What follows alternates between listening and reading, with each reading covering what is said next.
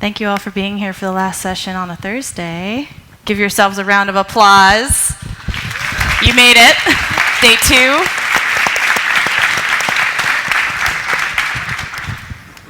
Well, no one's telling me otherwise, so I guess we're going to start. Hey everyone, thank you for coming. This is the While Your App Was Sleeping panel. We're going to be talking about background tasks and background fetch. My name is Michele Titolo. I will be your moderator for this. And do not worry, there will be plenty of time for you all to ask your questions. We made sure that we had lots of time so that the audience could basically get the knowledge from our 3 distinguished panelists who will now introduce themselves. Hi, everyone. This mic is on. Hi. My name is Gwendolyn Weston. I am a backend engineer at a company called PlanGrid, but before that, I was an iOS developer for 2 years working on our flagship product. Hi, everyone. I'm Natasha. Hello. My name is Natasha. I'm an iOS engineer at Capital One, which is a US-based bank, and they have a branch in the UK. And I also blog about iOS development, Swift, watchOS, on my blog, natashadherobot.com, and also curate a Swift newsletter at swiftnews.curator.co. You're just talking to it. Okay. Oh, it's on. That's a trick. I'm Boris. I'm a core team member of CocoaPods, and I work as an iOS developer at Contentful, building the SDK. That's it. Cool. Now, before this panel begins, how many people in this room, raise your hand if you've done any background tasks before? That's a good number. Background fetch. Okay, so hopefully we'll have some good things to talk about. But briefly, before we get into the hardcore questions, Gwen is just going to give us a really short overview for those of you that might not have done this before, so we're all on like a good starting page. Right on. We're going to talk about background transfer services, in particular, background downloading and uploading, background fetch, and how that communicates with the watch. First, background downloading and uploading. If you create your requests with a special background configuration, what will happen is when the user is in your app and they start a request, if they lock their phone or if they switch to another app and the original app eventually gets terminated, the system is going to keep that request going until it finishes. And then when that request finishes, it's going to wake the app up in the background, calling a UI application delegate method, something like handle events for background session identifier, where you will have the chance to do whatever completion you need to do to process the response of the request. Now, the reason why this is really cool is because downloading and uploading in the foreground is kind of a pain. I like to call it that it's like making your users watch water boil.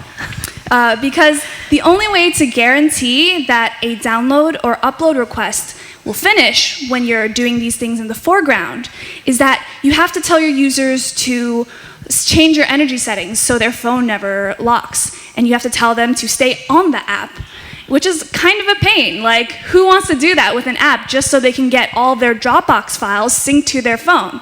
So this is where downloading in the background comes in. Background fetch is very similar to this, except you don't even have to be on your app in order to get these new updates.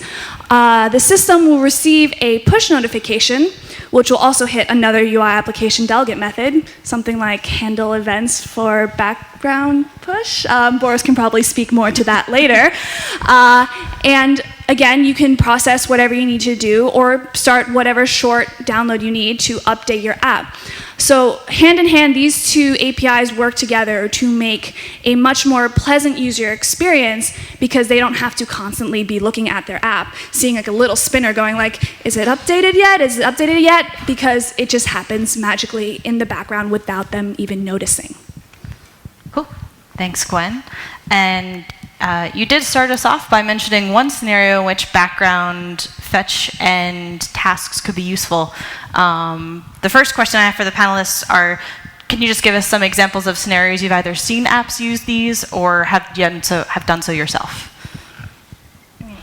start. So I work at a company called PlanGrid. We do basically version control for construction blueprints.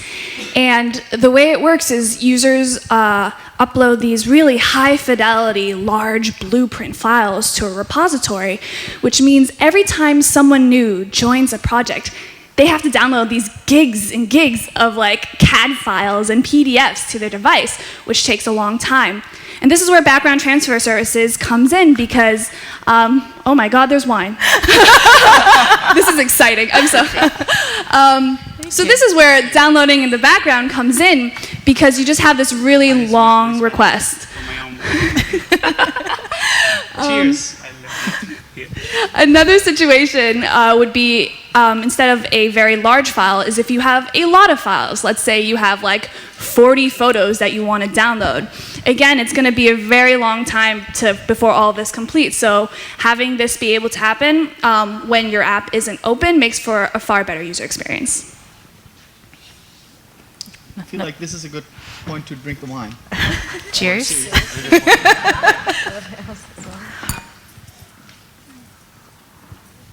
Okay, Natasha? I haven't implemented it myself, but one example that comes to mind is Dropbox Carousel. So I sync my photos with Carousel, and they kind of just do it for me. I don't have to like open the app and like upload all the photos I've taken of Logroño, for example, today. They just kind of do it in the background for me, and then when it's done, I can just go to the web and share it with like my family or friends.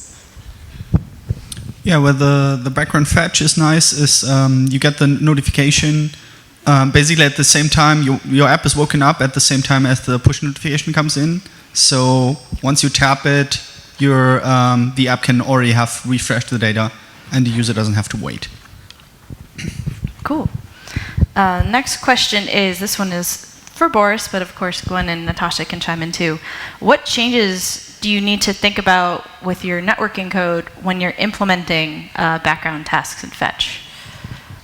I think you pretty much have to use NSURL session in case you still have NSURL connection code. And the other thing is that for background fetch, you're only launched for a short period of time. I think Apple doesn't specify it, but in practice it's like 30 seconds. So you have to make sure that you only download the minimum you need. In case you actually usually would download more, minimize it to the stuff you actually need and can finish in those 30 seconds.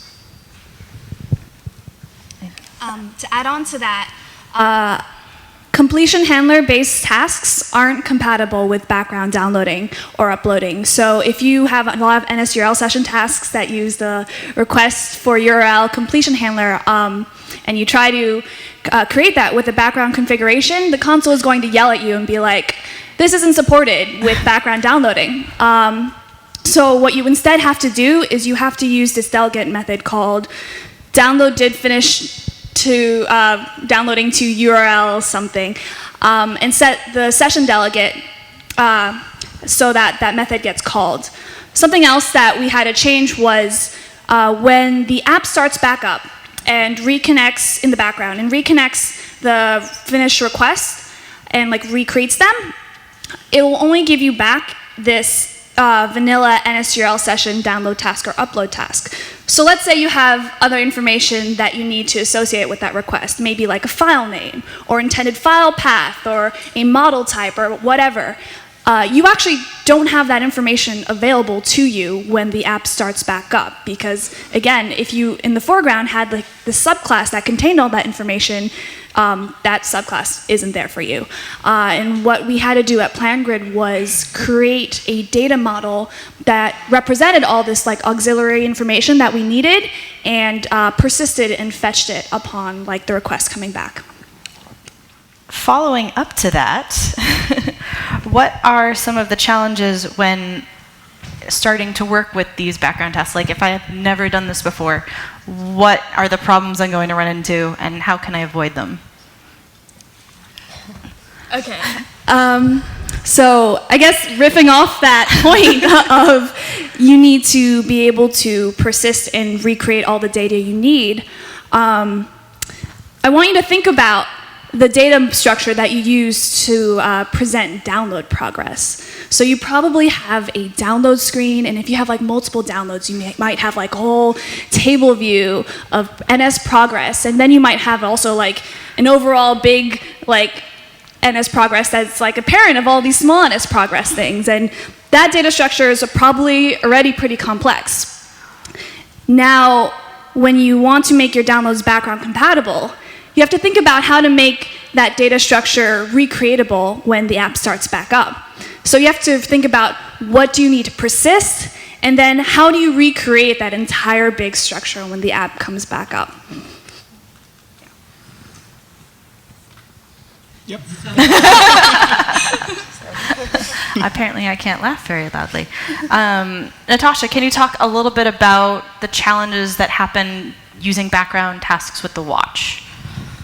Yeah, so one thing is you probably don't want to do that on the watch itself. I think there is an SURL session, so you probably can, but the main thing is you want to be doing all of the work on the iOS device, and then using watch connectivity to transfer data. One thing to note is that the watch, like if you have something like PlanGrid where it's like a massive file, you probably don't want to be transferring it to the watch.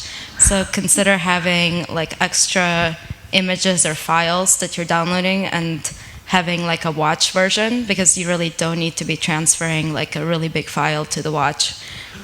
Give it the smaller version and it's going to go a lot faster, because Apple decides when, in the background, the file is going to go between your iOS app and the watch, and that's probably going to be based on battery life and bandwidth, and yeah, if you're connected to Wi-Fi. So if you need files over to the watch, create like smaller pin versions that'll render nicely on the watch. You don't have to have the full fidelity files.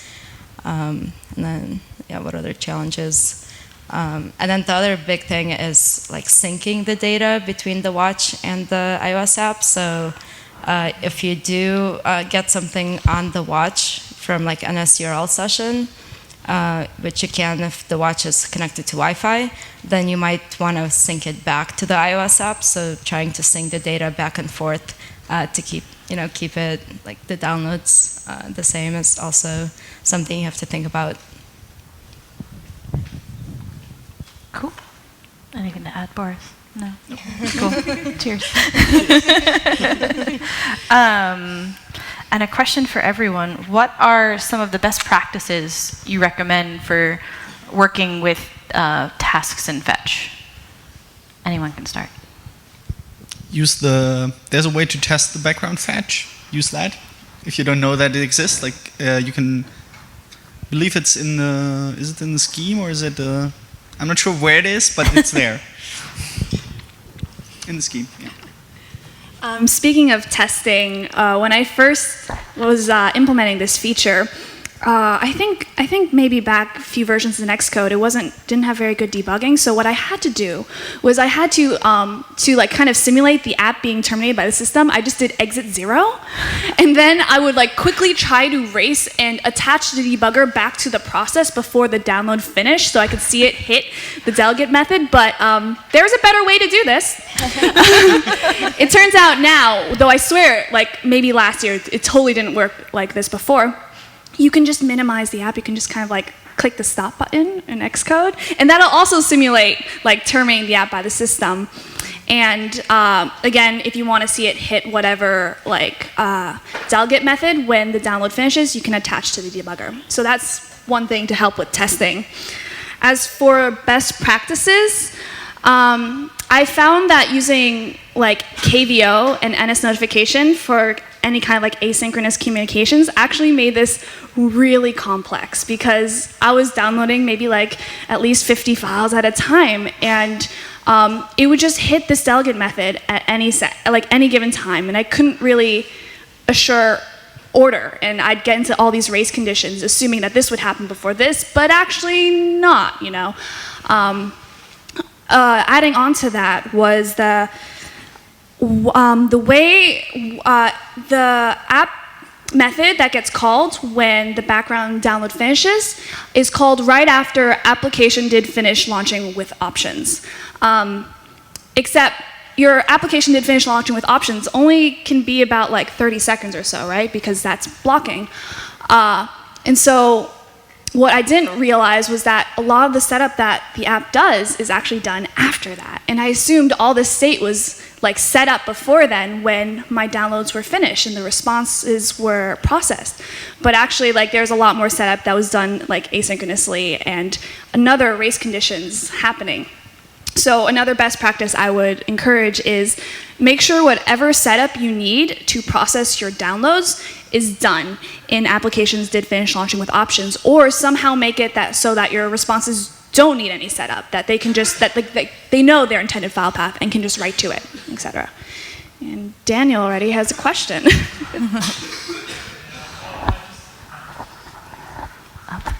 I just had a comment because one app that I worked on that also was doing stuff in all these application will or did launch and whatever, it turns out that the UI was actually being brought up and then adding observers to all kinds of things. And one thing to be aware of that when your app gets launched into the background, you may actually want to not bring up any UI. Because when you're downloading stuff and then kind of telling the UI, hey, this changed, and then the UI is going to redraw and do lots of things, but the user is actually not looking at your app because you're in the background.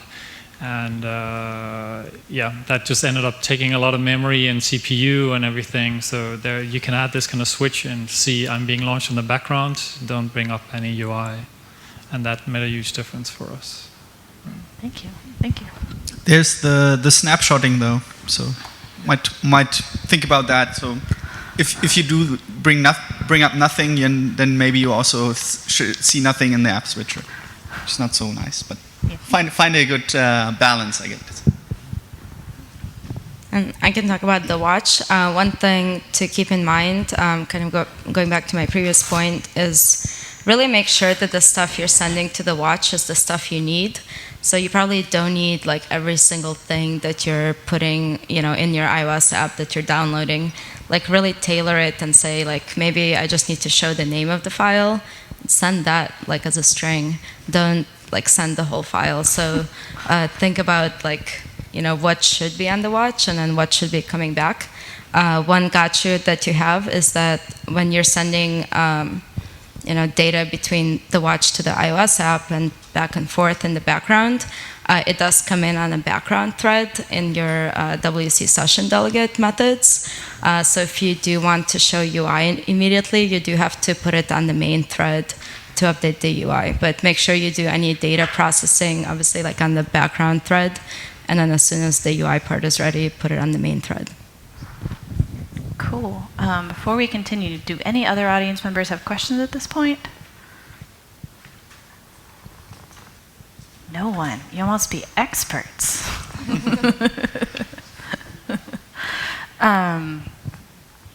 So one other question, kind of generally to the panel.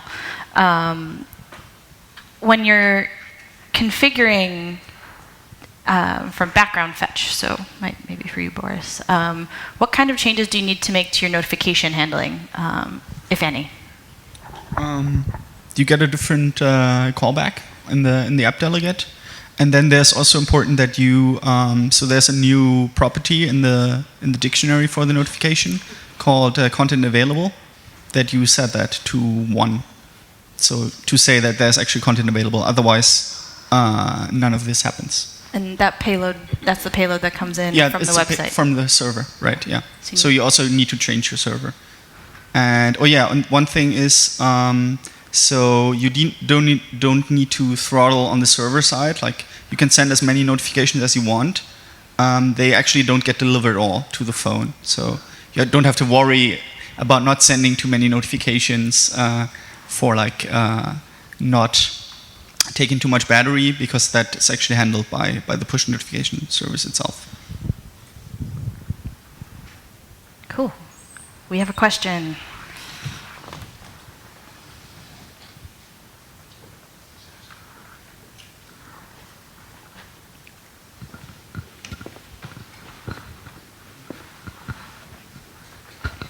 It's more of a gotcha, really. the consent one thing. If the app gets killed by the user, you don't get the messages anymore, which is really horrible. Yes, that is another gotcha. Thank you. So be careful of your user closing your app entirely. Any other audience questions?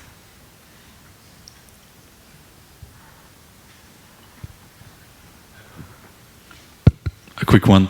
Have you also noticed that like if you're downloading a lot of files, after a while, like it gets slower and slower until like you pretty much have to kill all the sessions and recreate them? Yeah. It's something that we got from Apple too. Like submitted like a question through Apple support, and they have the same problems. So that's why like syncing in Apple Music is so slow. Yeah, always read the Apple guidelines. If they say only download a couple files, chances are they'll get you at some point. If there's one thing you've ever learned from dealing with Apple, if they say something like that, you listen, because they will get you eventually. Anybody else? No? So one other question for the panel. What was the hardest thing about using these tasks and fetches? Like the one thing that made you bang your head up against the wall?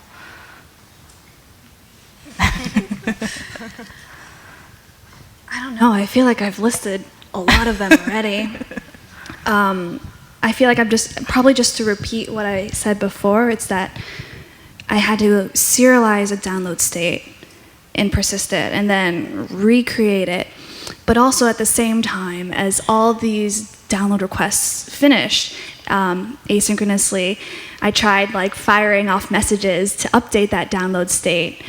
But also because I'm persisting all of these requests in a table as well as the session identifiers, because if you don't persist the session identifiers, if you start the app back up and try to show progress, you're actually not going to get your session tasks back, because the delegate for getting your sessions, the download finishing, is only called when all the requests in a session finishes. So you have to save the session identifiers in order to get back the tasks that are in progress, in order to show download progress for users opening up an app.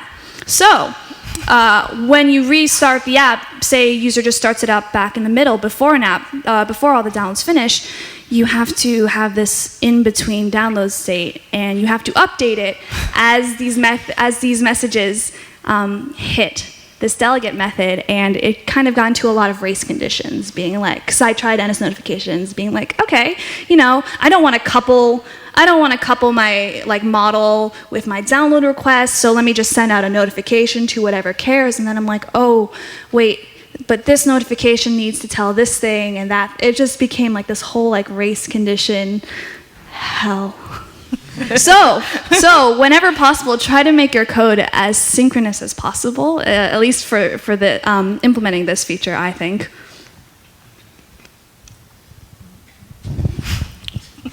I don't have anything. I didn't use it in so difficult situations that I had any big problems.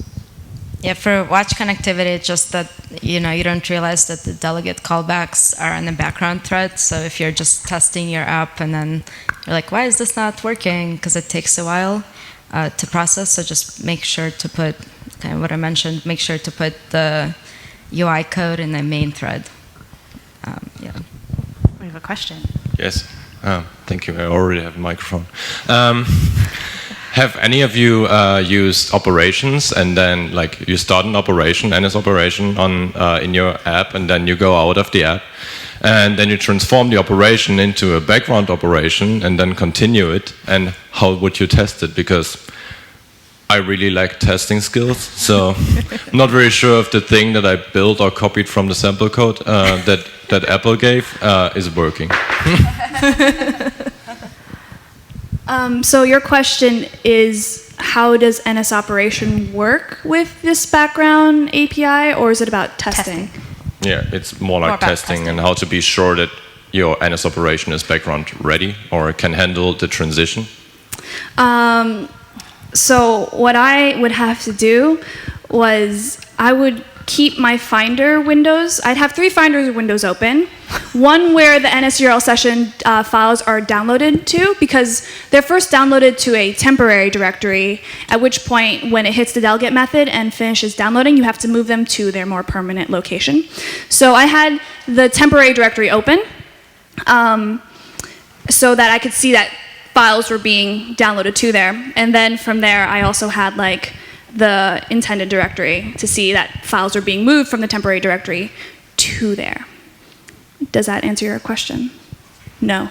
I mean, the one way is to do something like the stuff Andy showed this morning and just build something around URL session.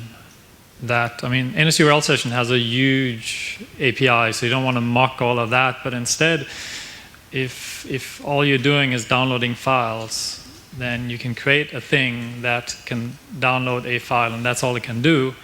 And for that, you can either write a mock or whatever it is, and then if in the real thing of that, all you do is like set background download is turned on, you don't really need to test that you're setting that on, but you can then, like, you just kind of testing, put your logic somewhere where you can test it, and yeah. But you cannot test background downloading. I mean, that's... Yeah. Yeah, and that's kind of also going to Andy's point. You don't want to be testing Apple's code because they already tested it. So you want to make sure that you're only testing... That's a big assumption. A big assumption. Maybe Apple tested it. Maybe.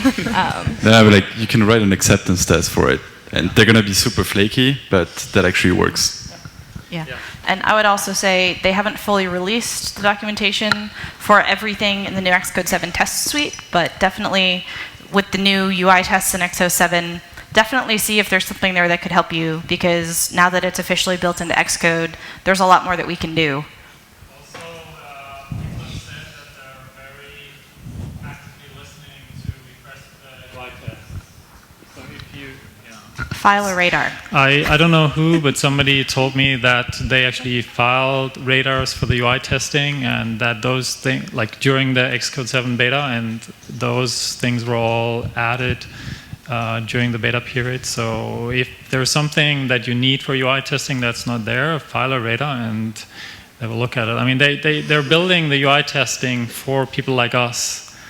So if you need something, tell them, otherwise they won't add it. And for unit testing, there is asynchronous testing, so you can set an expectation. So you can have, like, dependency inject the files that are local to your test directory, so you know that it's not going to be downloading for that long. And then you can do an asynchronous test to make sure that it gets downloaded and maybe changed into, like, a testing directory. Cool. Any other questions before I give my final question to the panelists? No? If you could change one thing about the way these APIs work, pick one, what would it be? Subclasses. I'd really love a subclass of an NSURL session to be background compatible. That'd be great, because then I wouldn't have to persist everything. And the main issue was having to persist everything, but then because kind of like reading from this persistent data store could be consuming and like performance heavy, like also keeping a local copy of this and then keeping those two things up to date. So somehow having to get rid of the persistence component would have been fantastic. For WatchKit connectivity, I'd like it to be more Swifty. It's very like Objective-C, Cocoa code. And yeah, currently to be a WC session delegate, you have to be an NS object, which means I can't make a struct. I can't make like nicer code. So, and then WC session is a default session is a singleton. So making it more into the new Swift world would be really nice. Yeah, I think I can come back to Pete's point. Make it easier to test, especially like notifications are not easy to test. No. Okay, well, that's all we have for you. Enjoy the rest of your evening, and we will all be back here tomorrow morning. Thank you. Cheers. I'm out of wine.